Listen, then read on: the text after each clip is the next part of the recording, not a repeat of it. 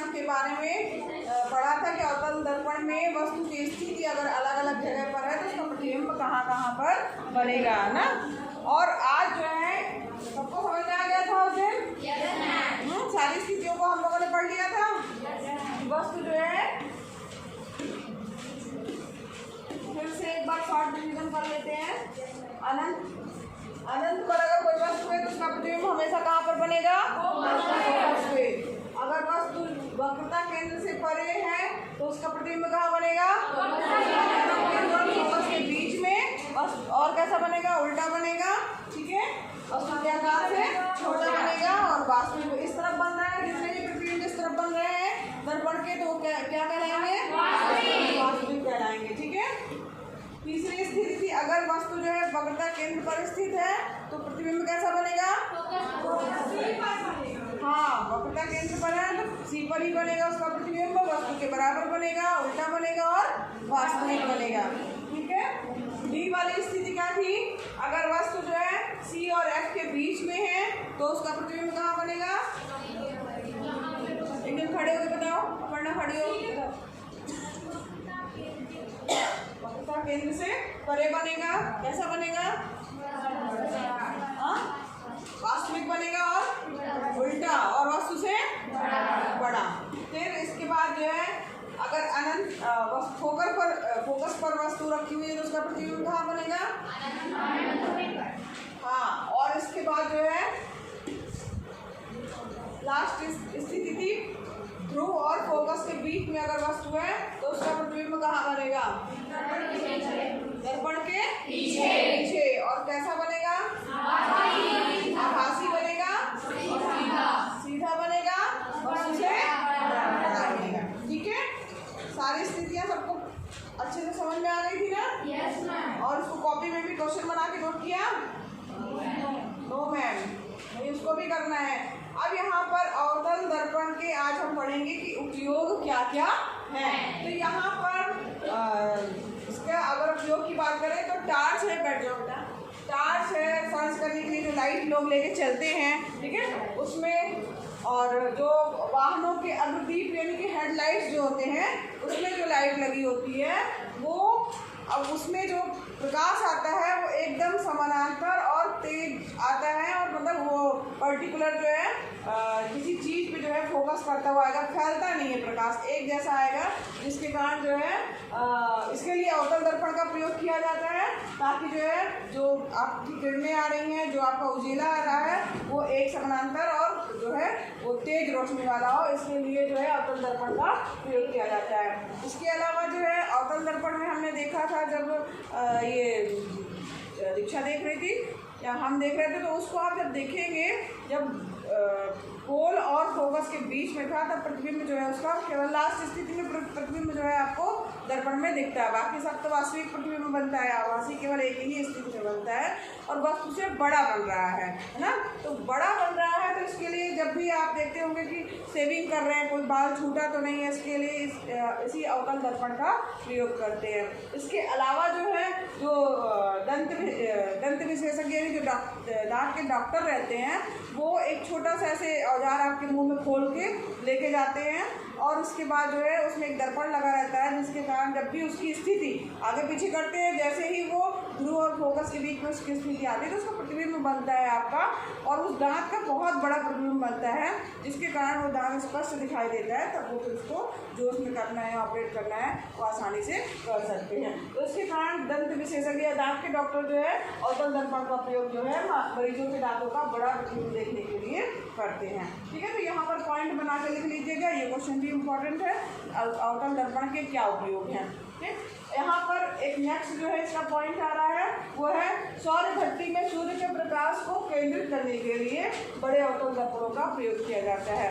तो जो सौर भट्टी जो होती हैं, अब सौर भट्टी का मतलब है कि सूर्य के प्रकाश से मतलब ऊर्जा उत्पन्न हो रही होगी और उसी से काम हो रहा होगा।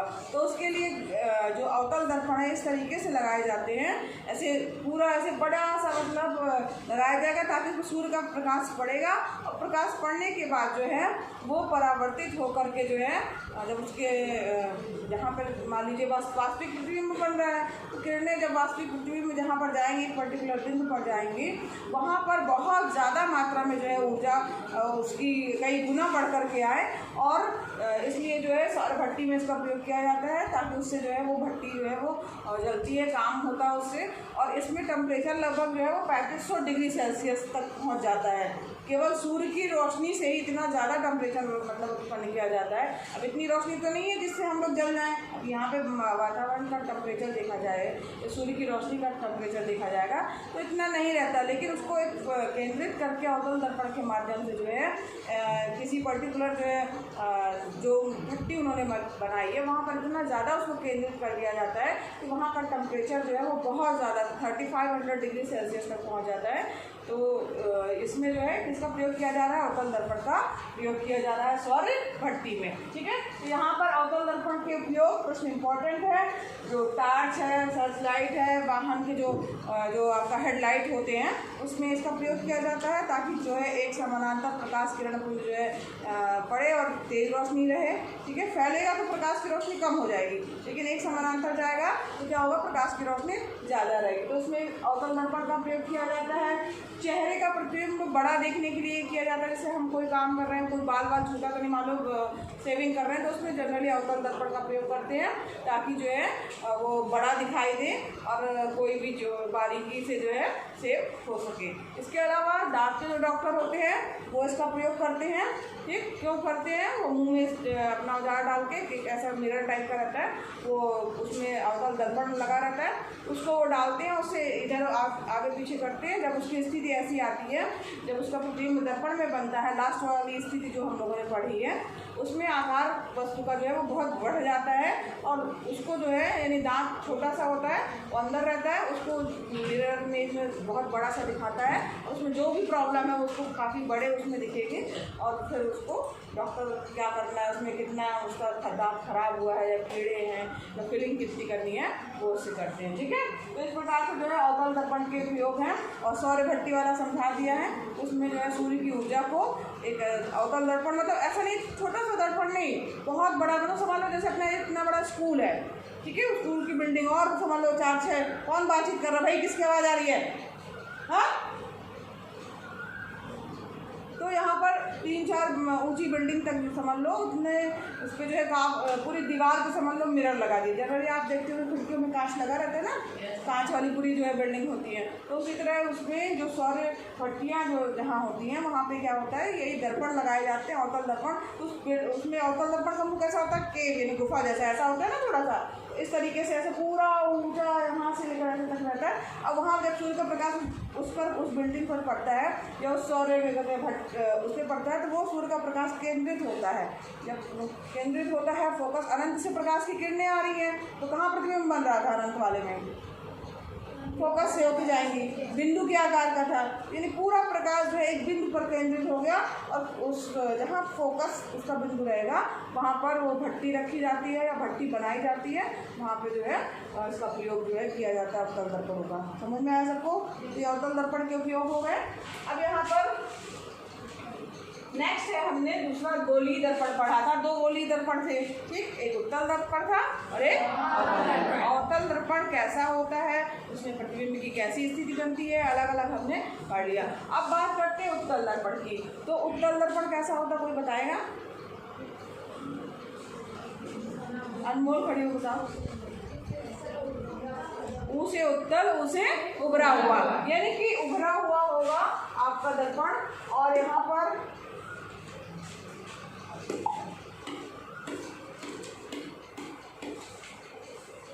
ये जैसे ये आप देख रहे हैं, बैठ जाओ, वेरी गुड। अब यहाँ पर देखो, ये है एक उत्तल दर्पण, उभार लिया हुआ है, कलई इसके अंदर की तरफ होगी, जो प्रकाश की किरणें जो परावर्तन की क्रिया होगी वो इस तरफ होगी। ठीक है, हमने देखा भी था, रियल में लाके दिखाया गया था, ख्याल माजी में देखना हो तो बता देना, तो फिर से दिखा देंगे आप लोगों को। तो वो जो दर्पण है वो उभार लिया हुआ था थोड़ा सा, आप उसको इसमें किसी प्लेन सतह पर रखेंगे ना, ऐसे समझ में नहीं आएगा कि कैसा है, अगर जब किसी प्लेन सतह पर रखेंगे और ऐसे साइड से देखेंगे तो दिखेगा आपको कि वो थोड़ा सा उभार लिए हुए है। ठीक, तो यहाँ पर ये उत्तल दर्पण, उभरा, ऊ से उभरा, ऊ से उत्तल। ठीक, तो तरीके से जो है प्रकाश का प्रतिबिंब बनेगा, कैसी स्थितियां हो।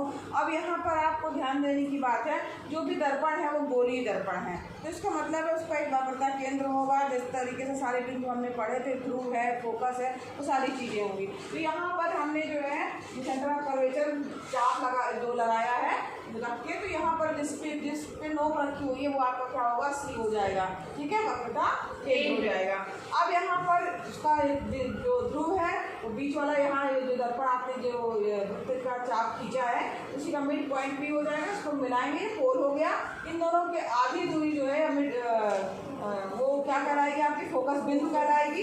और ये यहाँ से यहाँ तक की दूरी स्मॉल एफ होती है, जिसको फोकस दूरी कहा जाता है। और ये यहाँ से ध्रुव से लेकर के सी तक के बीच की दूरी क्या होती है, कैपिटल आर होती है, जिसे वक्रता त्रिज्या कहा जाता है, ठीक है। तो ये सब तो पॉइंट हम लोग पढ़ चुके हैं। यहाँ पर हम उत्तल दर्पण में कैसे प्रतिबिंब बनेगा। अब यहाँ पर देखो सारी चीज़ें तो इस तरफ है, केंद्र भी इधर है, फोकस भी इधर सब है ना। तो यहाँ और यहाँ पे कलई की हुई है, तो वस्तु जो कलई की हुई है तो इसका मतलब वस्तु हमेशा इस तरफ ही होगी दर्पण की, है ना। प्रतिबिंब तो वही तभी नहीं बनेगा, इधर होगी। तो यहाँ पे कुछ यहाँ तो है नहीं कि सी है कि एफ है, यहाँ पे केवल आपको उत्तल दर्पण में ध्यान से समझिएगा कि वो दो ही स्थिति हो सकती है। या तो जो वस्तु का प्रतिबिंब वस्तु बहुत दूर हो, यानी बहुत दूर का मतलब हुआ जैसे सूर्य का प्रकाश दूर है, अनंत है, ठीक है, जिसको हम अनंत मान सकते हैं, वो स्थिति हो सकती है। या तो फिर ये समझ लो ध्रुव और अनंत के बीच वाली स्थिति समझ लीजिए, जो हमें दिखाई देगी। जैसे मान लो थोड़ा दूर रख दिया पास, बहुत ज़्यादा मतलब दूर नहीं है, अनंत जिसको नहीं बोलेंगे, या जो हमें दिख रही है, तो ये हो सकता है ध्रुव और उसके बीच दो स्थितियाँ ही केवल इसमें बनेगी। प्रतिबिंब बनने के लिए हम केवल दो ही स्थितियों को इसमें समझेंगे। अब पहले स्थिति लेके चल रहे हैं, जो है वो है अगर वस्तु जो है वो कहाँ पर रखी है, अनंत पर रखी हुई है। अगर वस्तु अनंत पर रखी हुई है तब उसका उस पर कैसी जो है प्रतिबिंब बनेगा, जिसमें उत्तल दर्पण में। तो अनंत वाली किरणें जो है यहाँ डैश डैश करके हमने दिखाई हैं, ठीक है, यहाँ डैश डैश करके दिखाई, मतलब बहुत दूर से किरणें आ रही, बहुत दूर से आ रही किरणें, और वो आ रही हैं मुख्य अक्ष के समानांतर, ठीक है। हमको नियम पता है, मुख्य अक्ष के समानांतर आने वाले प्रकाश की किरण फोकस से होकर के जाती है। अब यहाँ पर देखिए फोकस तो यहाँ तो दिख नहीं रहा कि इस तरफ कोई फोकस है, तो हम यहाँ से जाते जिस तरीके से उत्तल दर्पण में जाए, तो इसका फोकस तो हमारा कहाँ है, इस तरफ है। तो इस तरफ है, तो इसका मतलब है कि फोकस से तो होकर जाएंगी। अब यहाँ रियल में जाएंगी नहीं, वास्तव में क्या होगा, यहाँ जाती हुई प्रतीत होगी, है ना। तो प्रतीत होगी, इसलिए हमने यहाँ पे डॉटेड लाइन लगाया, फोकस मुख्य समानांतर आई किरण, और ये फोकस बिंदु ये है, तो इसको डॉटेड लाइन से आगे की ओर बढ़ाएंगे, तब ये रहेगा कि फोकस से होती हुई जा रही है, ठीक है। तो यहाँ पर हमने यहाँ से आने का निशान बनाया, और यहाँ टकराने के बाद यहाँ से जाने का निशान बनाया, जिसको आप पीछे बढ़ाएंगे तो वो फोकस बिंदु से होती हुई जाएगी। फिर यही चीज़ हमने यही एक बार ऊपर की तरफ किया, एक बार नीचे की तरफ किया। तो यहाँ पर बात आ रही है कि इसका प्रतिबिंब कहाँ बनेगा। आपको समझ में आ रहा है इसका प्रतिबिंब कहाँ बनेगा, बने प्रतिबिंब की स्थिति, और यहाँ पर जो है वो उसका प्रतिबिंब का साइज क्या होगा। अब यहाँ पर देखिए ये जो किरणें यहाँ से जा रही हैं, ठीक, तो ये तो बाहर की तरफ जाने पर जो है वो फैल रही हैं, यानी हमारे दूर तक आंखों में दिखाई देंगी, ठीक, अगर हम खड़े हैं। और कैसे दिखाई देंगी कि वो ऐसा लगेगा कि वो उसका प्रतिबिंब जो है वो अंदर जो है, उसकी इमेज जो है वो अंदर की तरफ बनेगी, ठीक है, इमेज बनेगी है। और ये कैसी इमेज होगी आपकी, वास्तविक होगी कि आभासी, आभासी होगी, क्यों, क्योंकि इसका प्रतिबिंब हमें दिखाई देगा, और दिखाई देगा तो कहाँ दिखाई देगा, बिंदु पर, ठीक है, बिंदु जैसे स्थिति पे दिखेगा, फोकस पर बनेगा। तो इसका प्रतिबिंब जो है फोकस एफ पर दर्पण के पीछे बनेगा, ठीक, और अत्यधिक छोटा बनेगा और बिंदु के आकार का बनेगा। यहाँ पे हम लोग देख रहे हैं इसके दोनों का कटान बिंदु जो एक बिंदु ही है, यानी कि वस्तु का जो आकार है वो बिंदु के ही आकार का बनेगा, ठीक है। और कैसा बन रहा है, बिंदु के आकार का बन रहा है, छोटा जो है, और यहाँ पर प्रतिबिंब आभासी और सीधा, ठीक है। तो ये सबको समझ में आ गया, आभासी बन रहा है क्योंकि हम उसकी इमेज जो है वो दर्पण पे दिखाई दे रही है, ठीक। तो ये हो गई आपकी पहली स्थिति। अब हम बात करते हैं दूसरी स्थिति की।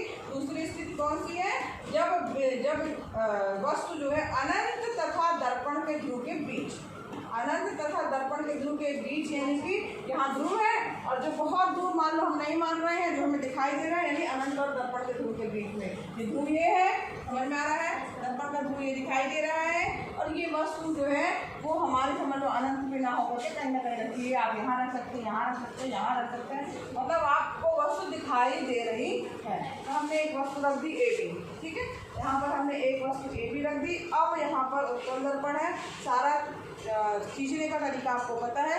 आपको केवल गोला प्रकार का प्रयोग करते हुए जो है, प्रोटेक्टर का प्रयोग करते हुए जो है, प्रोटेक्टर ही बोलते हैं ना कि कंपास बोलते हैं, प्रोटेक्टर चांदी को बोलते हैं, कंपास बोलते हैं, है ना। तो यहाँ पर जो है कंपास का प्रयोग करते हुए जो है ये इसको खींचना है, हाथ से नहीं खींचना है, ठीक है, इसको बार बार हम बता चुके हैं। अब यहाँ पर इस स्थिति में क्या होगा, अब सबसे पहले एक प्रकाश की किरण गई और फोकस से होकर के वो जाती है। आपको पता है मुख्य अक्ष के समानांतर आने वाले प्रकाश की किरण क्या होता है, फोकस से होकर, ये हमने पढ़ा लिया। तो यहाँ पर प्रकाश की किरण आई, ठीक है, और यहाँ पर फोकस तो इस तरफ है। अब उसको रियल में तो अंदर जाएगी नहीं, तो वो टकराती हुई जो है ऐसे जाएगी कि लगेगा कि फोकस से होकर के वो गुजरती हुई बाहर निकल रही है, ठीक है।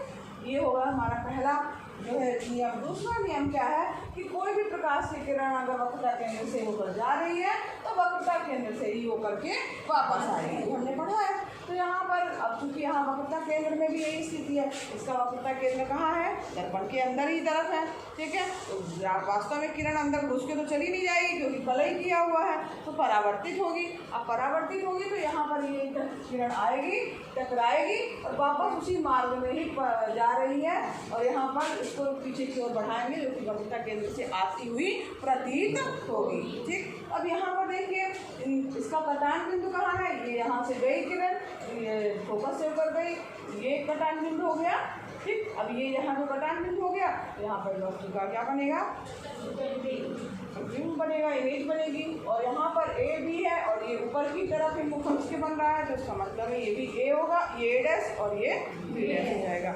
अब यहाँ जो इमेज बन रही है वो आपकी ध्यान से समझिएगा, इसमें क्या क्या विशेषताएं आपको दिख रही है, कोई बता सकता है क्या विशेषताएं, कैसी इमेज बन रही है। आयशा खड़ी हो बताओ, भावना खड़ी हो बताओ।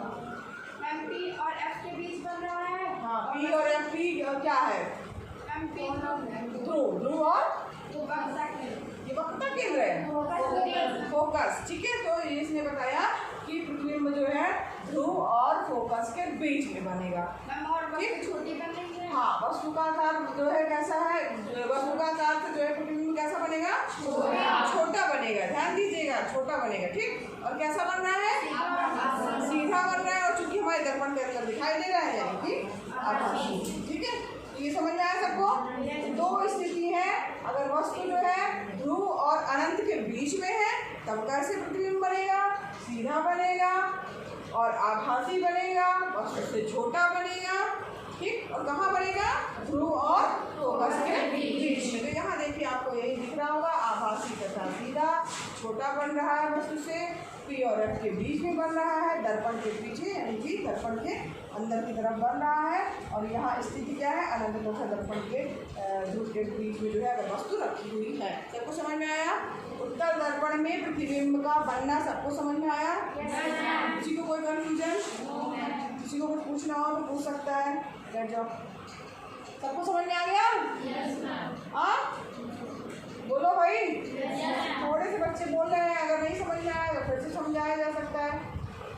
अब अगर तुम लोग बोल रहे हो यस मैम, तो तुम ही लोगों से आके हम समझेंगे। आ गया है, बहुत धीमी आवाज आ रही है। यस मैम, दीक्षा का तो आ गया, हमें तो पता चल गया। किसको किसको आया भाई, हाथ ऊपर करिए, तब समझ में आ रहा। आ गए,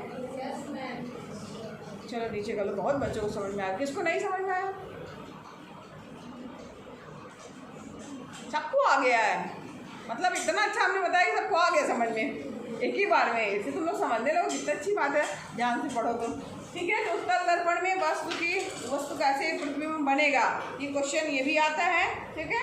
फोकस अगर अवतल दर्पण के लिए आएगा तो वस्तु की स्थिति अलग अलग है, वो आपको स्थिति भी हो सकता है पर्टिकुलर दी हो और उसका पूछा जाए कि इमेज कहाँ बनेगी। उत्तल दर्पण के लिए भी आ सकता है या सीधे पूछ सकता है कि वस्तु का प्रतिबिंब जो है उत्तल दर्पण में किस तरीके से बनता है, उत्तल दर्पण के क्या उपयोग हैं। ठीक है, तो ये चित्र बना के दूसरी प्रश्न में आएगा। अगर उपयोग भर खाली आ रहा है तो 4 नंबर का क्वेश्चन आएगा। अगर खाली उत्तल दर्पण में इमेज कैसी बनेगी वो आ रहा है तो वो भी 4 नंबर का आएगा। तो यहाँ पर देखो इसका जो है, अब आइए बताइए आप लोग, ये हमने पढ़ लिया उत्तल दर्पण के बारे में। ठीक, अब यहाँ पर हाँ ये जो बिंब की स्थिति हमने देखी। अब ये बताओ कि इसका जो है उपयोग क्या क्या हो सकता है। उपयोग बताए, कोई बता सकता है क्या उपयोग हो सकता है भाई? कभी देखा उत्तल दर्पण कहाँ उपयोग करते हैं?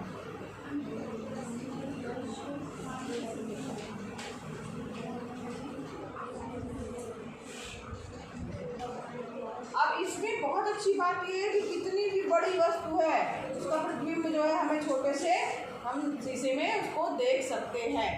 वो शीशा कैसा होना चाहिए? उत्तल दर्पण होना चाहिए ना। एक बहुत बड़ा जो है, मान लीजिए कार है, कार के साइड मिरर आप देखें आपने, उसमें क्या होता है? पीछे कोई ट्रक आ रहा है, ट्रक तो कितना बड़ा होता है और उसका जो मिरर लगा रहता है कितना बड़ा होता है, बस साइड में इतना ही तो होता है, उतने में ही सारी इमेज आपको दिख जाती है। और सिर्फ वो बस नहीं, उसके पीछे और जितनी गाड़ियाँ होंगी दूर तक भी दिखाई देता है ना, काफ़ी बड़े एरिया को कवर कर लेता है। और उसकी इमेज कैसी बन रही है? उस वस्तु की इमेज बनेगी, छोटी बनेगी और हमें साइड मिरर में दिख रही है ना।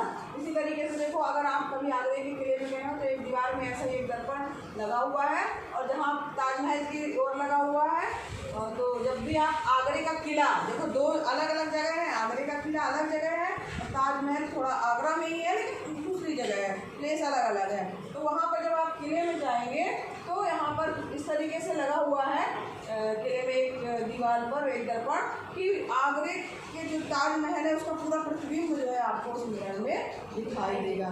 ठीक है, आप कभी घूमने जाइएगा, कोई गया घूमने, देखा आज तक? नहीं हो? किला नहीं गई हो, ताजमहल गई हो। तो ताजमहल के पास ही जब भी आगरा जाइएगा तो आगरा का किला भी फेमस है, वहाँ जाएंगे तो वहाँ पे एक ऐसे एक दीवार पे ऐसे, मतलब बहुत छोटा नहीं, इतना छोटा नहीं लगा है, मतलब समझ लीजिए इससे बड़ा, इतना एक बर्बत के आकार का लगा हुआ है। ठीक है, और उसमें जो है पूरा आपको ताजमहल दिखता है। ठीक, वो भी क्यों दिख रहा है? क्योंकि उत्तल दर्पण के कारण है। तो यहाँ पर इसका उपयोग क्या क्या है?